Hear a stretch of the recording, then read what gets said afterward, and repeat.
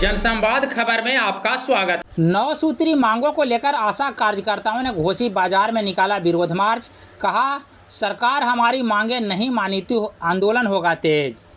दरअसल घोसी बाजार में आशा कार्यकर्ताओं ने बुधवार को विरोध मार्च निकालकर प्रदर्शन किया।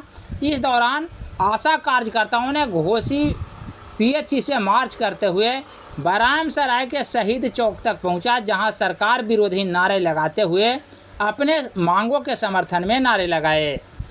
इस सिलसिले में आशा कार्यकर्ताओं का बताना था कि जब तक उनकी मांगों को सरकार नहीं मानेगी तब तक उनका आंदोलन जारी रहेगा। अभी आप लोग सड़क पर मार्च कर रहे हैं, क्या कारण है? हम लोग 12 जुलाई से हड़ताल किए हुए हैं, लेकिन अभी तक सरकार को कोई सुनवाई नहीं है। इसलिए हम लोग विरोध में ये मार्च निकाले हैं सड़क पर। ये कहाँ से कहाँ जाएगी?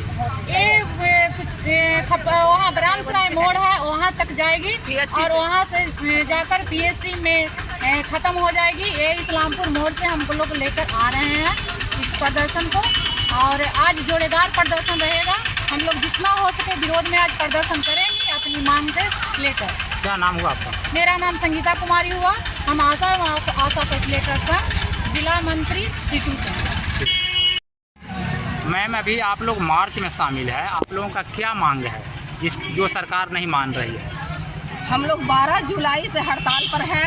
हम लोग का सरकार कोई मांग नहीं मान रही है। आज हम लोग का हड़ताल आपका मुख्य मांग क्या है? हम लोग का मुख्य मांग है कि हम लोग को सरकार सरकारीकरण करे, वेतनमान करे और हमें कोरोना में जो बकाया राशि है वो हमें दे, और हम पेंशन हमारा लागू करे। ये परफेक्ट हमारा 4 मांग एकदम जरूरी है। यदि सरकार नहीं सुनेगी तो हमारा आंदोलन और जारी रहेगा, और अनिश्चितकालीन हड़ताल जो हम कर रहे हैं ये अभी लंबा हड़ताल जाएगा जब तक सरकार कोई आश्वासन नहीं दे देती। क्या नाम हुआ आपका? मेरा सुनीता कुमारी भारती नाम है, जिला सचिव।